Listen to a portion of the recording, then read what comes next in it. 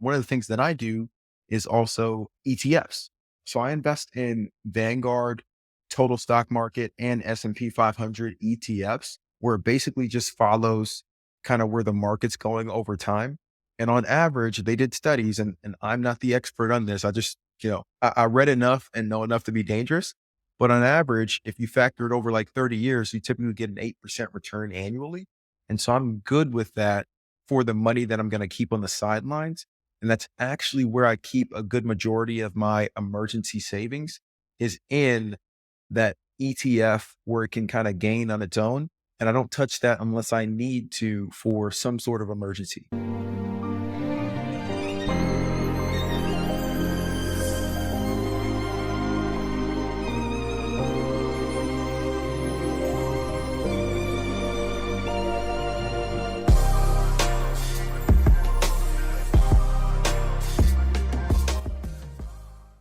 Good evening, everyone. This is Niyi Adewole with the Ekabo Home Financial Freedom Mastermind Group. And I am super excited to be joining you on this Wednesday evening. Man, there's a lot of cool things going on in the world of real estate, both personally and for clients. One of the questions that I was asked this week is I have a good friend who is recently came into about 100K or so in profits from sell of some property and some of the other things that they've been doing. And they're looking for ways that they can invest this. They're in the real estate realm, but even things outside of real estate. And so that's an open-ended question to kind of the greater group. I'm going to talk a little bit about the real estate piece, but they really want to see stuff outside of real estate that you can invest in. And I'd be interested in hearing from those that join regularly, some of the things that you're invested in or some advice that you would give, because I'm going to have a conversation with that person this next week. But from a real estate perspective, I think you're going to know what I'm going to say. If you're able to do a house hack and kind of maximize that money and continue to save that piece in that manner and use that money and recycle it to do that a couple times, I think that's a great use of the money. I also think that real estate gives you the best kind of value from an appreciation standpoint, as well as cash flow coming back on that money. But if you were to do something outside of that, one of the things that I do is also ETFs. So I invest in Vanguard, total stock market, and S&P 500 ETFs, where it basically just follows kind of where the market's going over time. And on average, they did studies, and I'm not the expert on this. I just, I read enough and know enough to be dangerous. But on average, if you factor it over like 30 years, you typically get an 8% return annually. And so I'm good with that for the money that I'm going to keep on the sidelines. And that's actually where I keep a good majority of my emergency savings is in that ETF where it can kind of gain on its own. And I don't touch that unless I need to for some sort of emergency. Right. And so that's kind of my two tips, but I'd be interested, anybody else, if you want to call in. And the question again is, if you had 100K to invest and we understand that we have a tilt toward real estate here, but even outside of real estate, if you got 100K to invest, how would you invest that? What's some practical advice for what somebody could do with that today? Desmond, what you got? So you're saying it has to be for purposes other than real estate? Purposes other than personally purchasing and managing the real estate, other ways that you can invest six figures and kind of get a return today. Gotcha. So, man, I wish I had those kind of problems, right? First off, I'll say, man, I wish that was a question I was floating out to the group for myself. But no, I think if I had that much cash and if I just came into that sort of windfall, I've been talking a lot about the arbitrage and whatnot. So I would definitely dedicate some of those funds to that, especially if, there are some reservations about owning and like making a big purchase, right? So that's one of the main things I like about the arbitrage is that the barrier to entry is so much lower than actually purchasing your own property, right? And then if you were to set up the arbitrage or at least dedicate some funds to that, and it would really, I think only the cash side only needs to really be like the lease that you have tied to the apartment and maybe like a few months getting off the ground. But after those few months, like the reservations should start to pay for that lease, right? So really it's maybe that 4 to 5, 6, I don't know, up to like 15 grand maybe, right? That you might need for the lease. So I would definitely do like a few arbitrages, right? Just because that idea is like super cool to me right now. And I'm always bullish on like index funds. I think right now we're in a weird time with the economy, right? So that might not be, I admit I haven't taken like too much of a deep dive into how they're doing right now, but I know that's typically always a safe bet for me. And I'll oftentimes like try to park money in there, if I can. So yeah, man, I would say index funds across, IRA, personal brokerage, and then the arbitrage is I think what I'd focus on. Dude, even digging a little deeper into that, I love that you mentioned IRA just there because I didn't even think about that. But a self-directed IRA or even just a regular one, you can shelter some funds Absolutely. and put it away for later. It also brought up another point in my mind with IRAs. The main difference that I love about them versus 401k is you can actually take out your principal, right, and use that for kind of what you want. And don't quote me on that, please. I'm not a CPA, all that stuff, but that's Yeah. the understanding that I have, right? That you Right. can take out the principal. And so I look at that also as like, hey, if everything went to heck, I could also pull some of the money that I put aside there because I've been doing the IRA for, about 5 years now. It's been awesome, kind of maxing that piece out. That's good. Yep. Eric, what you got, man? Anything on top of that? What would you do with 100K liquid capital, not necessarily going and buying a house hack or real estate per se?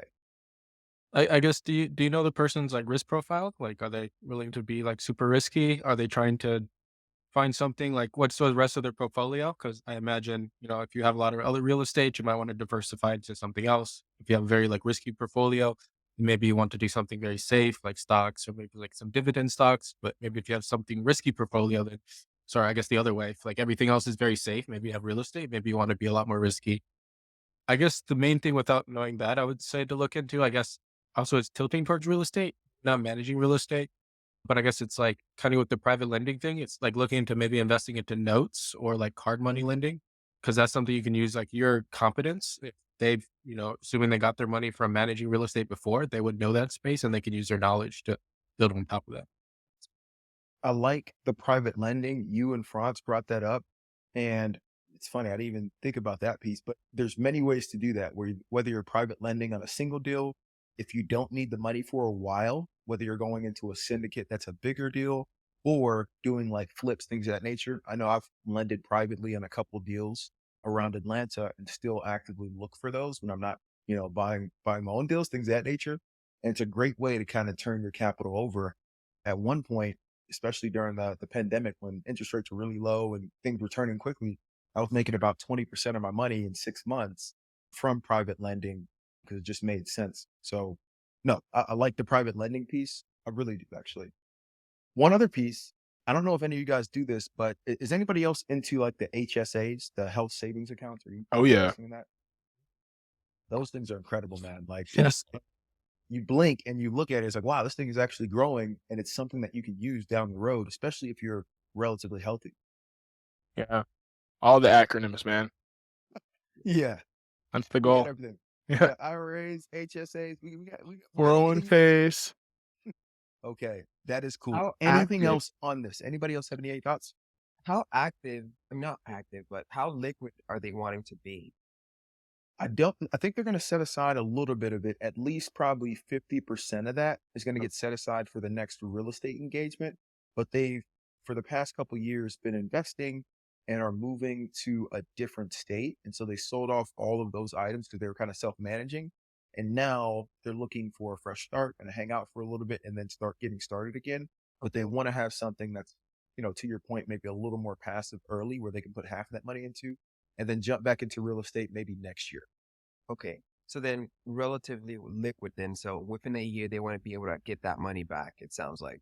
Not like a But CD for like 3, 5 years or anything oh, like definitely not a CD because okay. CD. What are the rates on? So in full Okay. transparency, I've never done a CD, but what are the rates on CDs?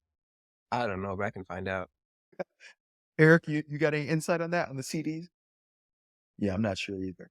I know back in the day, those used to be like, hey, this is amazing. You can get 5% return, things of that nature. But I don't know where they've gone now. 3 month it looks like 2.25p APY. It's not much. And I was gonna say too, the savings accounts are going for like, I mean, almost 5% now. So if you're looking to be liquid in like the next year, that might not be the worst move, right? Compared to having to sit in like a traditional account if you have like a high deposit savings, of course. True. Yeah. Especially if you go with something like I mean, Apple just released their savings and they've already got $1 billion collected, which is nuts. But they're doing 4.15 Yeah. it off. And you guys made me look into this like the other week, but I do Capital One 360 and they're at 385, which is not bad. What's 360? Capital One 360, it used to be way back in the day, like a decade ago, maybe longer, one of the first online banks that was giving high Mm, interest rates. And so my economics teacher in 10th grade actually forced everybody to kind of get a Capital One 360 account. And I thank him to this day because I've had that account. I put money in there. And the that cool type. thing about it is, I don't know if everybody saw that Kevin Hart special when he was talking about, hey, it takes 3 days to access his money. It literally takes 3 days to transfer money down to use it. And so that's where I keep some portion of emergency funds or investment funds for like investing in real estate. Cause if I have to pull money from there, it's going to have to be a good reason because it's literally going to take me 3 days to actually access it. By I that got a time, checking and a savings. It takes 3 days. I got to move my money.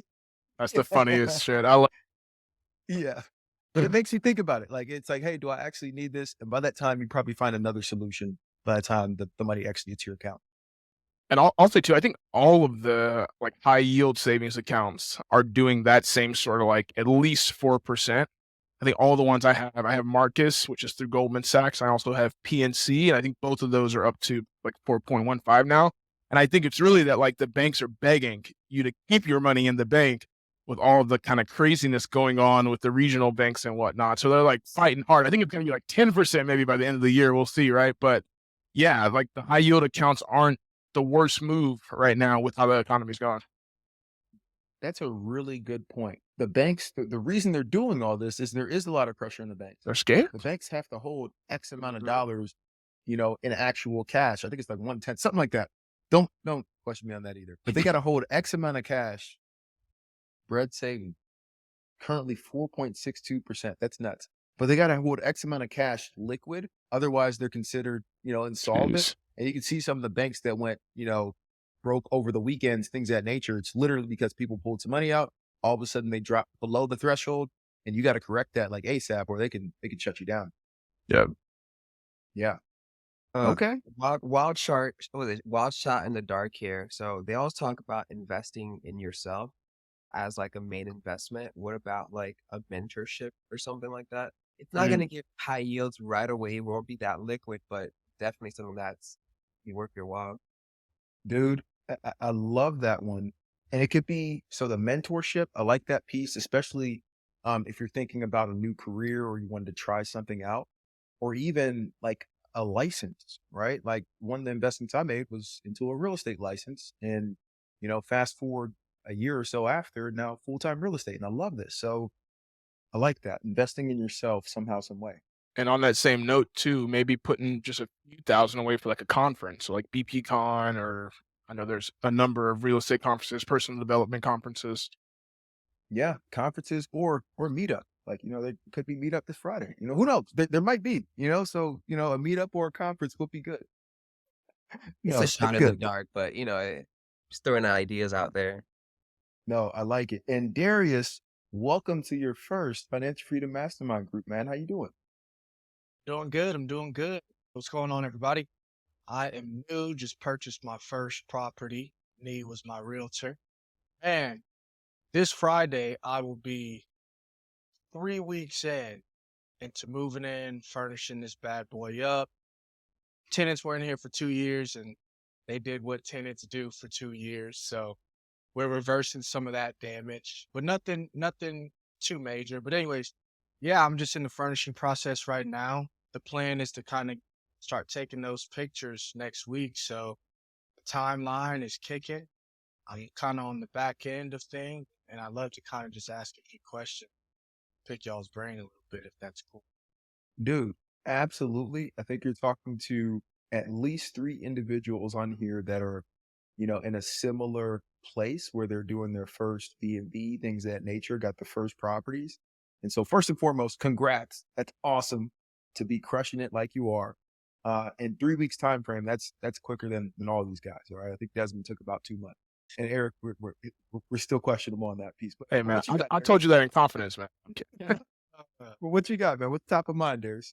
Yeah, so I guess, I'm trying to balance simple is better with I've got more time, so I could probably furnish more. And I guess I'm trying to find that balance of, man, I could throw X, Y, and Z in the kitchen and X, Y, and Z in the room, but do I need to do that now, or is that something I could do down the road? So that I'm trying to kind of balance that. And I guess my question is that kind of what's like the standard bedroom as far as furnishing for you guys? Like, what are Mm. some staples that you put in every bedroom? And you're like, okay, that one's good to go. We can build off that later. And then I guess I'd like to kind of open that up to like the kitchen area. And then, And can I just ask you, what kind of property do you got? Like, what's the setup? yeah, I've got a 3-2, about 1,000 square foot single family home. The draw is kind of the backyard. It's got some woods back there, a pretty open backyard. Yeah, that's kind of where I'm right now in a port. Nice. Desmond, what you got, man? So for me, and I'll also ask too, what area are you in? I'm in Noonan.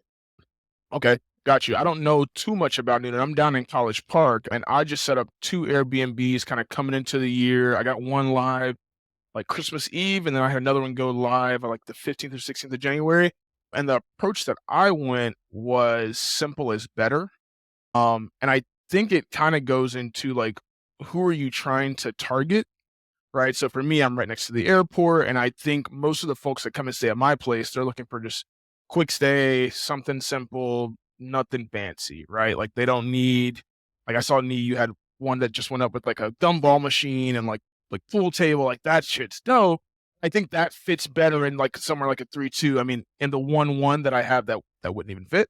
But I think in like a bigger house where you have a backyard, like targeting people because of like how nice it is and because it's like a full, well decorated vacation home, I think does attract a lot of folks. I think Nee has a lot of B&Bs like that and could probably speak to that more. So I think with the 3-2 and you having like the backyard and stuff, I think you could like, do well from adding some, maybe like a little flair, like a little, extra amenity. But in terms of like the bedroom setup, I went super basic, right? So there's literally bed, mattress, there's like a little night table next to the bed.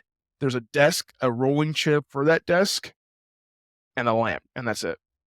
That's all we have in the bedroom. It's not a TV. I only have a TV in the living room. I had one person out of maybe like the 50 or so complain a little bit. He still gave a 10, which was cool, but he mentioned that as like a suggestion or whatever. But yeah, so I go super simple in all the kitchen and whatnot. We have like just the bare minimum and like what folks need, like pan set, utensil set to get cooking, but no more really than that, at least for the ones that I have. So no like canvas art or any of that.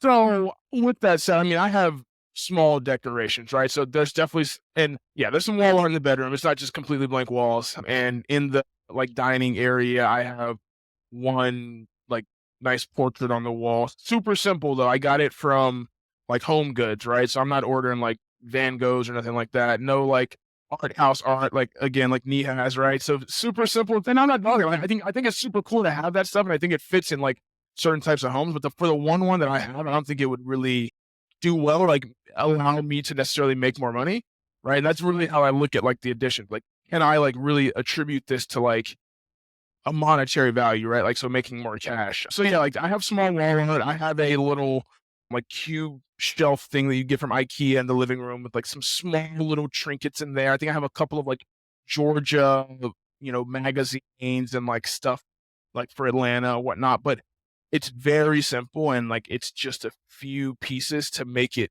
not look super basic, honestly. Eric, what about you, man? I don't know if what I did was like necessarily the best advice, but I guess my thought going into it was one in terms of like, it might make sense to invest in things that like look nice in terms of like for the pictures. That doesn't necessarily mean they have to be that functional in a way, but like they're going to book based on the pictures, you know what I mean? And then my thought is like, once they're there, right, you just need to meet their like expectations for the place. So, you know, that makes sure that means you just have to have things are functional and like, they don't necessarily have to be over the top for that. The other thing I think is also people are very hard on the Airbnb. So like stuff's going to break. They're going to put a lot of wear and tear on whatever you put in there. So if it's like a really nice thing that's not that durable, then that's probably not the best thing. If you don't know it's going to directly cause like more revenue. Like coming in. And while we're on the note of pictures, I guess what are a couple of things that I should have lined up or you recommend that I have lined up before a photographer comes in? Whether that be have a cleaner come in and deep clean it, or is that something that can maybe wait? Or I guess kind of what's y'all's process individually before you get a photographer to come? Yeah, I can tell you for most of the B&Bs we put together, and this is an awesome question. A lot of people are like, hey, I need to go get this deep clean because I know we've been walking in and out and things of that nature. But I honestly don't believe you need that before the photography. I think you can do a sweep clean or whatever you can do because it's not going to show up those specs and things of that nature on the photos. The main piece is kind of what Eric and Desmond alluded to.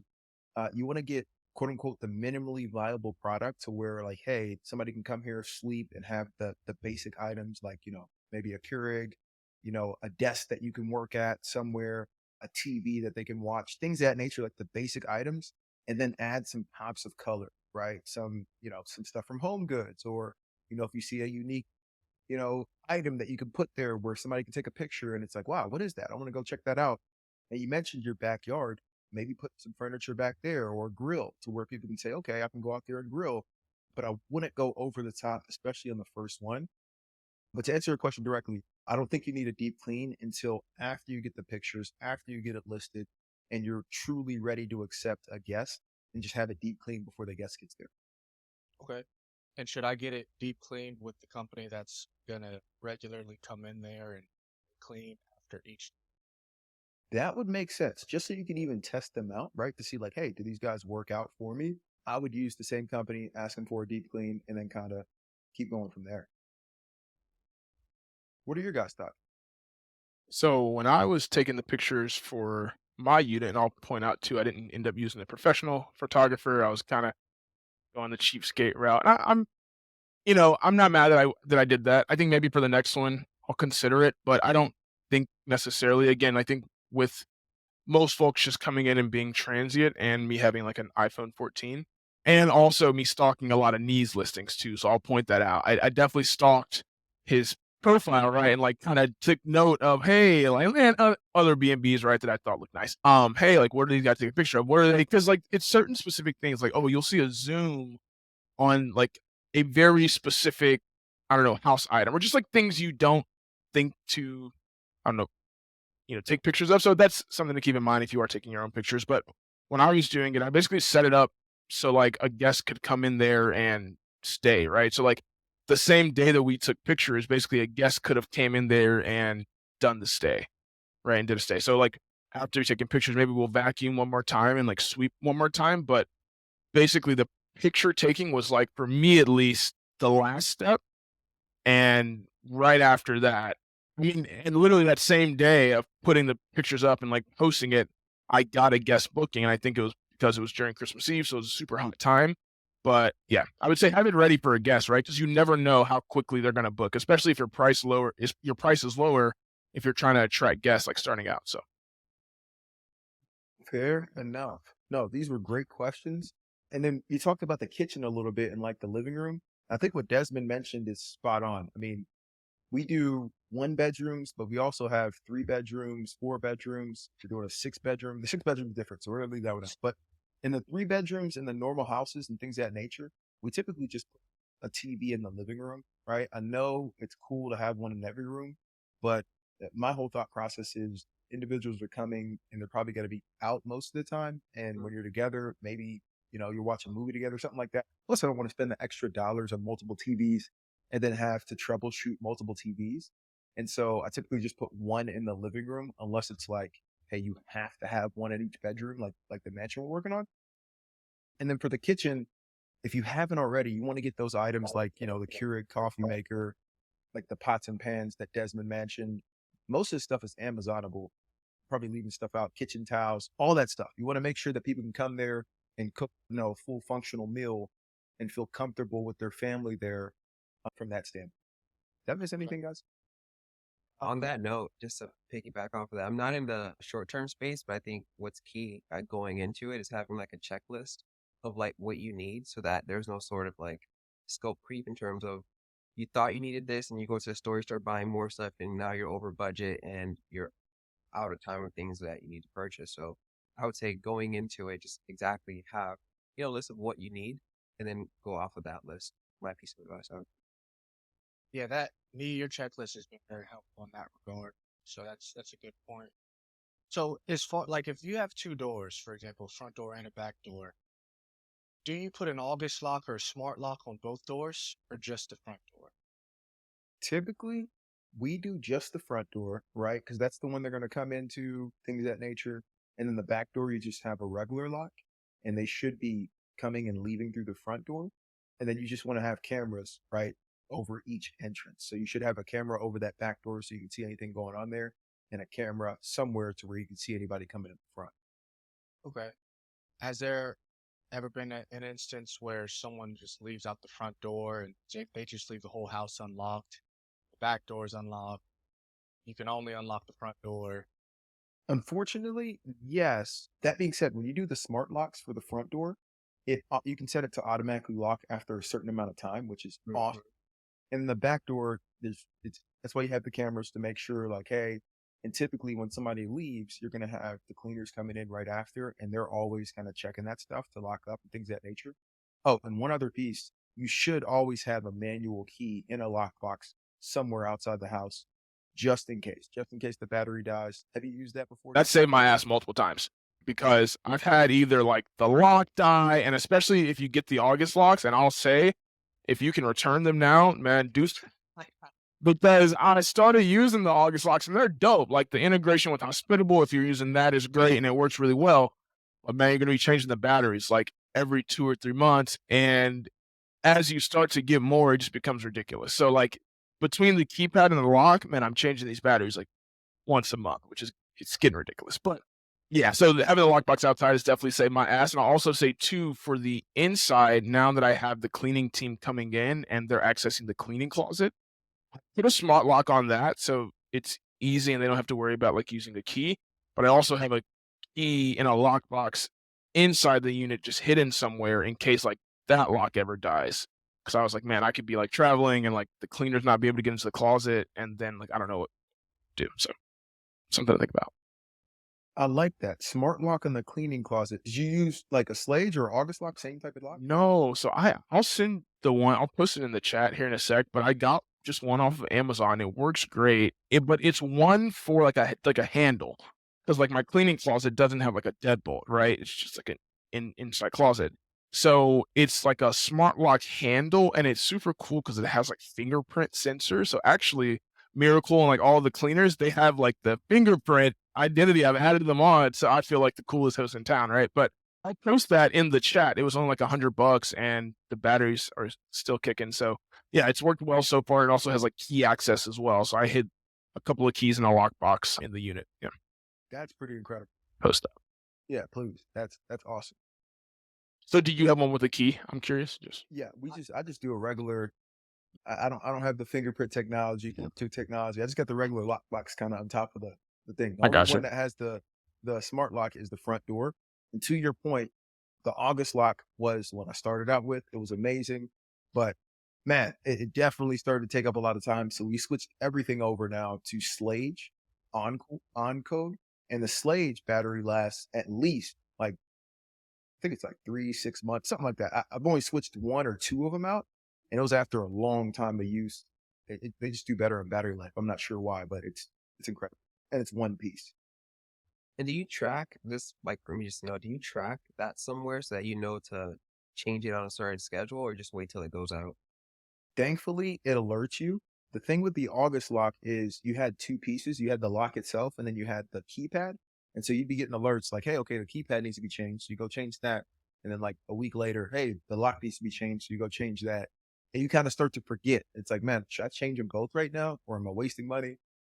Whereas with the Slage, it'll give you the alert, and then it'll last for, I had one last for, 4 or 5 days before we actually switched it. And so it lets you know in the app, hey, this lock needs to be changed. And then you have X amount of time. Now, I did have one instance where I was traveling and my team member was down. And this is back when I had August lock, and one of the batteries told us, hey, it's a low battery. And I was like, okay, we'll make it through the weekend. And we did not make it through the weekend, right? It just depends on like the use. And that was a weird instance where we had to give the key to somebody, which we don't like to do. The last resort is to give an actual key to a guest, because they lose that key. That's like, okay. Or, worst case scenario, thinking about, hey, if somebody copies a key, things of that nature. Hasn't happened, but thing that comes to mind, that's why we use smart locks. And so, yeah, we try to avoid giving keys to guests. Yeah, and I'll say too, like the August locks, they notify you, but I've read that it notifies you way too early. So like now I just honestly let them die because I don't want to be changing my batteries literally like every 2 weeks. But what saved my ass is having that lock box outside and like responding quickly. It's only died on, I guess, I think maybe once or twice between the two units, but like responding quickly and providing them that key, I've seen they don't really complain too much and it hasn't showed up in a review. Right. So I think if you're able to kind of respond quickly to the situation, it won't be the end of the world. Exactly. The only piece where it hurts is when you're asleep and it's 2 a.m. They're coming back from, X club and the battery's dead. That's when you switch Yeah. to slave. That's when you get screwed. That's when you say, I'm switching this thing. We don't play around. When that thing goes off, we are switching. No. But Darius, anything else that's top of mind? I know there was a lot of information coming your way. I think before even asking you that, I think there's one other caveat, and that's speed to list, man. When you look at the time frame we're in right now, from March to September is the busy time frame in Metro Atlanta and kind of surrounding areas. It's when a lot of people are traveling. And so if it's going to take you an extra, week and a half or so to get kind of, I, I, I think the timeline you outlined up front, which is, hey, you're about a week away from getting it listed. Whatever you can do before that, as far as like jazzing it up, things of that nature, awesome. But I wouldn't pushing the timeline back over that. If this is the winter, sure, we can take a little bit more time. But with the summer here and people traveling and booking their travel and things of that nature, I'd look to get that thing listed as soon as possible. Right. And that leads me to my next question. I'm glad you brought that up because I know Memorial Day weekend is coming up here. And my original goal was June 1st, 2 weeks from tomorrow. But I think I kind of want to get it in maybe a week from now because I don't want to miss out on that weekend. And I was just kind of curious to know if y'all had any history as far as bookings on that weekend, prices go up from the host perspective, if that's a consistent weekend overall for y'all. Anybody have, and I think I might be the only one that's gone through Memorial Day weekend so far. Yeah. So full transparency, I don't remember. All right. Memorial Day weekend is an awesome travel weekend, but we have a lot of B&Bs. I can tell you most of them are booked right now, and we're starting to get longer and longer term bookings. We've got 4 or 5 bookings that are like, 40 days or more. And so that's awesome to where they're taking Memorial Day weekend and a lot more. But that is historically a time where the price is going to go up. The main piece is you want to have all your systems in place before you go live. So you got to make sure the locks are working. You want to make sure that Hospitable, if you're going to use that, is set up. Well, you can set that up after Airbnb actually. But your cleaning closet is locked and set up. You just want to have like the main basics ready to rock. And then you can definitely go live. And I'm happy to set up some time to just walk through that piece to make sure like, hey, do we have this? Do we have the extra set of towels, the extra set of sheets? What is this going to look like from a guest perspective when they walk in? Just to make sure it's tightened up before that first go live listing. Right. Okay. Yeah.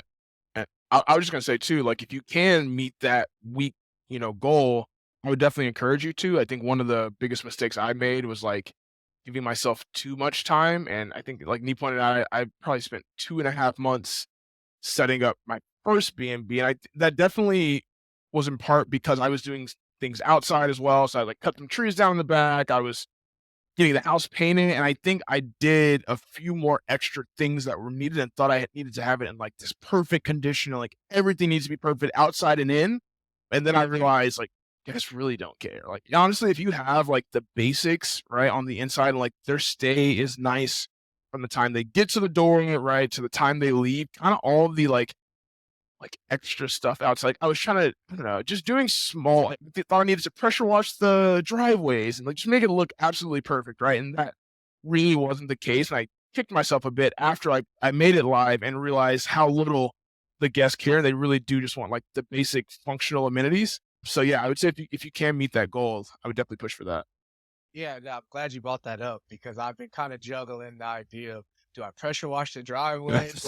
And like it's kind of like my first question of like I'm trying to balance simple is better with I have a little bit more time so I can probably get this done.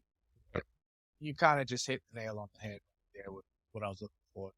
Yeah, and try to look at it as like every day that goes by, and don't stress yourself out. It's like go crazy, but every day that goes by, you can almost look at it. And the way I looked at it and try to light a fire in my eyes, like I'm losing money, right? Because even besides Memorial Day weekend, like there's days and weekends that you're going to be able, folks are going to want to book for, and you can take advantage of, right? So the sooner you can get it out, still with putting out a quality product and something that like is going to get you good reviews, right? Because especially when you're starting out, like those reviews are crucial. Yeah, man, get that thing listed. And to that point, Desmond and I had many conversations when he was talking about cutting down the whole jungle before listing it. Like, hey, man, just get the B&B can pay for that, right? So, like the pressure wash, that's a great example of, hey, let's get the inside done, get this thing listed, and then you could literally go pressure wash it even in between guests. Like, hey, there's 3-hour time break. We're gonna do the pressure wash, and then Yeah. it looks amazing for the next guest. But I see we have a question in the chat, and this is a good one. I have a max stay set to 28 days to avoid squatters, right? And so for those who may not be familiar, if anybody stays over 28 days in your place, they're considered quote unquote tenants, unless you have some other agreement in place. And so the question is, do you screen guests differently for longer stays? So Eric, Desmond, have you had any longer stay requests, and do you screen guests differently? Man, I'm bad. Maybe I should get better at the screening, but I'm so bad at it. And anyone whose money is green, for the most part, I let them stay. And I've had some longer bookings. So one of the ladies that's with me now in the unit, she's going on about 3 months now. And it's been, yeah, right. It's crazy. And it came out of nowhere, right? She came from booking.com and then just wanted to continue to stay, and we worked it out. But now she's paying basically by the week, like on a weekly rate, and it's an insane rate because it's weekly. But that's a whole nother story. But yeah, so she's paying by the week, has been staying for about 3 months, and it's worked out absolutely great. Like she is my best customer by far. I don't want her to ever leave. And with that said, in terms of the screening, I didn't screen her any differently, like besides the basics that you have to go through for booking.com, which very minimal. I know on B&B, they do a bit more to like help you screen the guest and like require them to provide ID and whatnot. So I think with that said, I don't know that you would need a different screening process. Like if you trust them to stay for 7, I don't know why you wouldn't trust them to stay for like 70 if they're paying for it. So yeah, but I haven't heard much about the squatters piece in terms of like guests staying more than 28 days. So I imagine I'm pretty ignorant to that, so I'd be interested in hearing more about it. Like, is that a concern people have seen? Like, has anyone dealt with squatters before? Eric, what about you? Have you had any long-term stays? Yeah, mute. Not yet. Okay. Sorry, no, I haven't had any yet. Okay, that is fair. And to your point, going through these platforms, you hear about the horror stories, especially during the pandemic, people that would book a place and then just hang out there because, I mean, the law kind of backed them up. I can tell you that before, I'm going to talk about before AutoHost or before AH and after AutoHost, because it's two different things. So before AutoHost, yes, when somebody tried to request for like 30 days, we had it set to 28, just like you do, Kareem, to where it would come through as an inquiry. And we would just look at their profile, look through why they're staying, and we may request like, hey, please send your ID, things of that nature, just so we can verify that it is that person and kind of go from there. But we didn't sign other agreements unless they were going to stay for, say, 6 months. We had a couple people that wanted to stay for a significant amount of time. Like I mentioned it before, I had this one guy that stayed from October through early this year for like 5 months up in Marietta because he was a superintendent for construction that was going on. And they decided to do a B&B instead of an extended stay hotel. It was their first time doing it. I was like, yeah, absolutely. So we signed a lease with a security deposit. But now with AutoHost, it actually screens guests, and guests sign an agreement saying, hey, we're not taking any tenant rights, things of that nature. And we understand that this is not our house and that we're going to be leaving after this. Plus we're taking a security deposit through AutoHost to where we can, impact the guest if needed. at the end. It's not a crazy security deposit. It's not up to 1 month's rent, but it is another piece that we have on them, and we have their ID and all that stuff submitted. So if there is any issue, we feel comfortable going after, but we're not taking them through a whole leasing thing unless they tell us up front, hey, we want to book for like 6 months and they want to do it potentially off platform. Section for the group. This one is more so for a long-term tenant. So property owns them out, and I have a tenant out there, and he's not answering any of my calls or my messages. So I read that when that does happen, you want to either send like a certified mail or something, but I'm just not sure what to do right now. Let me ask you this. For the calls and messages, is it pertinent to like has rent been missed? Rent's not been missed. So he did pay for May, and that's good up until June. But it's for me to get into the property and do some type of maintenance, just like annual stuff. Okay. And is it anything that he called for initially, or it's literally like, hey, we want to just do, change filters, things of that nature? Exactly. No Okay. matter. Typically when because you should have keys to the place and things of that nature. Typically you're just required to give 48 hours notice to your tenants. And so if you put that in writing via email or text, I do email just so you have a paper trail, and tell them, hey, on this date at this time, this person's going to be coming in. You do not have to be there. They have a key, right? That's one way to get around it. And if they haven't missed any payments, things of that nature, I would not worry about that piece. But yeah, I would send out just a 48-hour notice and then enter. And, just make sure you knock loud, hey, da, da, da, da, da, just like we sent out the notice. And if you really want, you could post it on the door as well. But that's overboard. I just send an email and then go in. I drove by the property recently, and I noticed that they changed the lock to like a smart lock. And so I actually don't have a key to the front door. I still can get into the property because I have Desmond's like, oh, wow. Like, what? That's crazy. They're locking you out. Yeah, exactly. But you can still get in, though. Yeah, I can still get in. I would absolutely answer. Just like Nee said, I would send them that email or text, and they would see me in 2 days, especially with them changing their locks. I would have been on their front door, yesterday. Yeah. Believe it or not, for long-term tenants, that's more normal than not, right? I just Okay. came from Louisville. I literally was in Louisville the past 4 days because we're selling a house, and we didn't have keys to the unit one because the tenant changed it. It happens more often than not. Similar to how when we move into a house, we change the lock. I can tell you that before I ever bought my first house, I was using August lock for like the internal of my lock. Now it didn't change the outside, but it did change the internal because I just like the smart lock system. And so one of the things you can do, if they had missed rent or there's something like, hey, the roof's leaking, something that you need to get into, you can send them notice, hey, we need the key, or we're sending somebody to drill the lock. We've done that a couple times. Drill the lock with the locksmith and replace the lock with a key, and you just leave an extra key for the tenant. But that's a last resort. I would not go through all that right now. I think what Desmond said, sending the notice and then going in is good. So send notice and then go into the property kind of thing. Yeah, I would Yeah. send a 48-hour notice, and then you're entitled to, because it should be in your lease agreement that, hey, for maintenance and other reasons, we can enter the property with due notice. Okay. Okay. Something you could also do if you are, because it seems like you might be a little hesitant to do that, and something my mom actually went through for one of her properties down in Kentucky, you can request a welfare check from like law enforcement. So you can call, I think this is something landlords will do sometimes in this case, right, when their guest isn't answering, they don't really want to go over there and cause, confrontation. You can request a welfare check from like the non-emergency law enforcement, and they'll go over there, check on the guest. And it's like a standard thing that they do, right? So they should be very familiar with that. And then I think they'll report back to you what happens with that check. So that's one way you could check to see, is the guest still there? What's going on? If you don't feel comfortable maybe entering without them responding. Okay. Okay. That's all right. Because I wanted to like escalate kind of thing, but that sounds like a really good idea. And then kind of go from there. Nee, what do you think? If that doesn't work, then do like a 48 audit, 80 hours.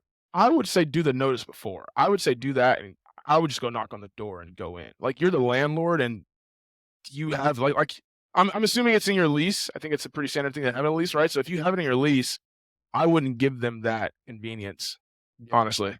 I do 48 out because the main caveat is no payment's been missed.